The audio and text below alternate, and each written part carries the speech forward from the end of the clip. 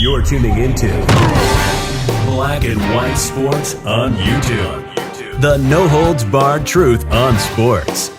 The main event starts now. I'm back. Rudrance for Black and White Sports. Well, another day, another Deshaun Watson video. I did say a while back that essentially we could create another channel revolving around this nightmare saga that the Cleveland Browns unfortunately did create for themselves by trading for this quarterback. And we're getting more. I mean, it's like every day. Every day there's new details that come out surrounding this case. Now we're starting to get insight into what the NFL and the Browns did, and in this case, didn't do.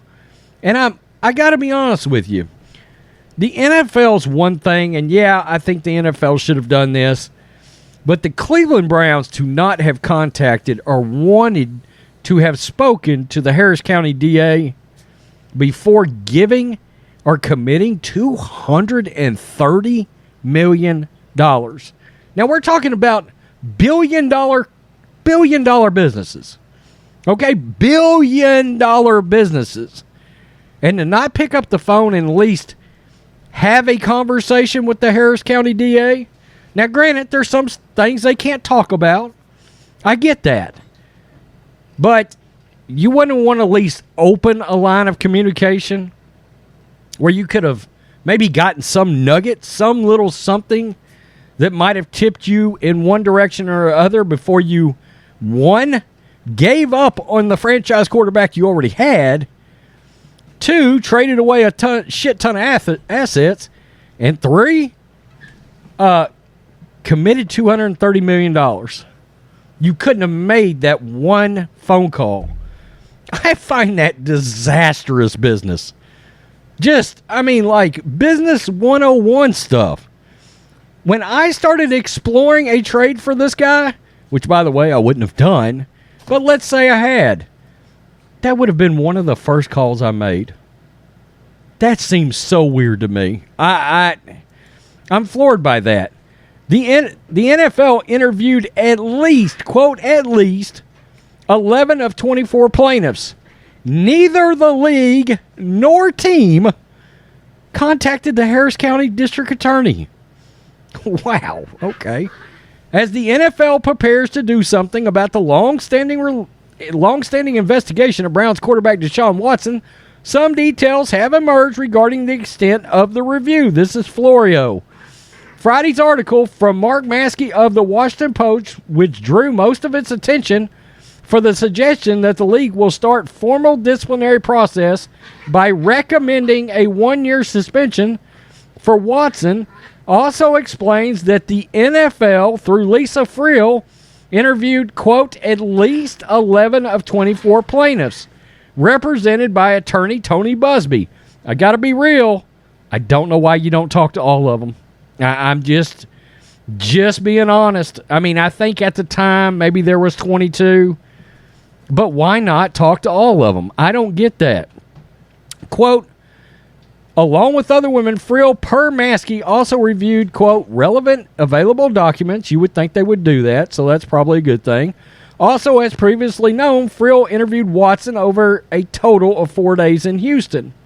It's unclear why the other 13 plaintiffs weren't interviewed. 2 emerged only recently. Did the other 11 decline? Maybe that's possible. Maybe the women didn't want to talk to the NFL. Or did Friel decide that their accounts weren't needed? It's also unclear who, quote, other women, 2 who made criminal complaints against Watson, have not sued him. 18 massage therapists issued statements for support of Watson earlier in the process. Recently, Jenny Varentis of the New York Times reported that Watson received private massages from at least 66 women in 17 months. The term, quote, relevant available documents could be extremely broad, from all text messages and social media posts generated by Watson's various massages to deposition transcripts of everyone who testified in the case to the civil complaints, the answers to the complaints, and any other paperwork created by the 24 lawsuits.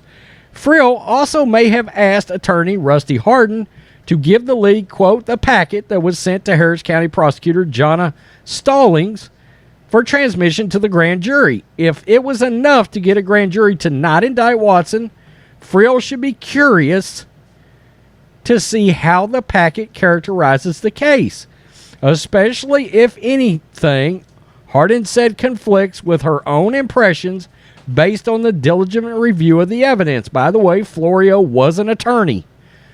It's a lot of material to review to be thorough. However, every document must be examined. Something that influences final decision can be lurking. It's one of the most basic realities of litigation that includes a vast array of documents. Someone must search haystacks for the needles without knowing that any needles are even lurking among the hay. That's a good way to put it. One thing that didn't occur was that, as Harris County District Attorney Kim Ogg told Mike Melster in a recent podcast, neither the league nor the Browns contacted her. Both league and team would surely say they didn't do it because she couldn't tell them anything about the grand jury proceedings. But this is where Florio is going to give you a little peel back the curtain on being a lawyer. But there's always value in having a conversation. Absolutely. I mean, I would have had the conversation over Zoom or something because I literally want to see your face, your body language, all of that sort of thing. I'm going to consider that shit relevant when trying to determine if I'm about to give somebody $230 million. Even if she's limited in what she can say on the record, the establishment of a good relationship with Ogg, starting from the launch process, possibly could have yielded some useful off-the-record guidance. You see how that works? And then that's what Florio says. That's how the world works. How various different forms of the sausage is made. If Friel and Ogg and or Stallings had a established relationship that resulted in development of mutual trust, Friel could have finagled the truth as to why Watson wasn't indicted. Maybe, as I believe Ogg and Stallings suspected that Watson did something he shouldn't have done, they believed it would be impossible to avoid the creation of, quote, reasonable doubt by Rusty Hardin and his legal team, and deferred as a practical matter to other aspects of the judicial system, whether through civil lawsuits or, as Ogg told Melster, the administrative process. So, and he goes on to say it's still unclear what the league will do. I want to make something clear from yesterday's not exonerated video. I got the sense from the DA that, in part, she wanted the NFL to discipline Watson as part of the judicial process. I still don't understand that. That's not how this is supposed to work. Okay? If there's a criminal side, you don't rely on the civil justice system and the NFL, a business, to discipline the dude in lieu of criminal proceedings. I mean, that's not how this is really supposed to work. And I'm not sure I made that clear enough yesterday. But it's crazy that in the interview process, and Florio said it, one of the first calls you would have thought by the Browns, by the NFL, would have been to the district attorney. Like, hey, we're starting this investigation into Deshaun Watson. Hi, this is Roger Goodell, or whoever's doing it, Lisa Friel. Hi, this is Jimmy Haslam, owner of the Browns, / Kevin Stefanski / whoever would have given her a call and said, hey, we're starting our exploration into Deshaun Watson. Boom. Well, I can't really tell you much, blah, blah, blah.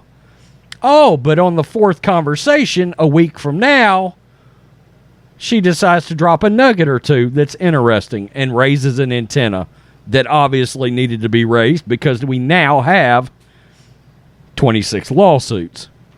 4 more from the time the Browns signed Watson. Just anything that would have made... I'm going to be honest with you here. I think the Browns wanted to absolutely stay stupid. I think the Browns wanted to be blatantly, obviously stupid in this process. Dumb. We want to remain dumb. Don't ask, don't tell. And the Browns used it. And look at, I believe that. As long as we don't know, see no evil, that kind of thing, maybe it'll go away. Maybe he'll settle this. Maybe it'll just disappear. Okay. I mean, and here we are with story after story after story coming out. Because make no mistake, this district attorney's making something clear. And look, we're seeing this in the Alec Baldwin Rush shooting case. These district attorneys and stuff, when high-profile people get involved, there's a bit of a name to be made for themselves in this, too. Make no mistake. So, tell me what you think, black and white sports fans. Another day, another Deshaun Watson video, because the Nuggets, the news just keeps on flowing. It's crazy. Somewhere, Baker Mayfield is laughing his ass off. The Browns look so bad. And again, look, Browns fans, I'm not nailing you guys. I feel terrible for Browns fans. I thought you were on the right track. I was kind of rooting for y'all because the Browns have been so down. I have no sympathy for the Browns organization, however. None. Zero. Zilch. You went out. You traded for a scumbag. There you go. Peace. I'm out. Till next time. Black and White Network supporters, make sure you check out the Black and White Network merchandise store. Link in the description. Use promo code USA First, all one word. USA First, all one word. 25% off now. Thanks for watching the show. Be sure to like, comment, and subscribe. Be sure to tune in next time on Black and White Sports.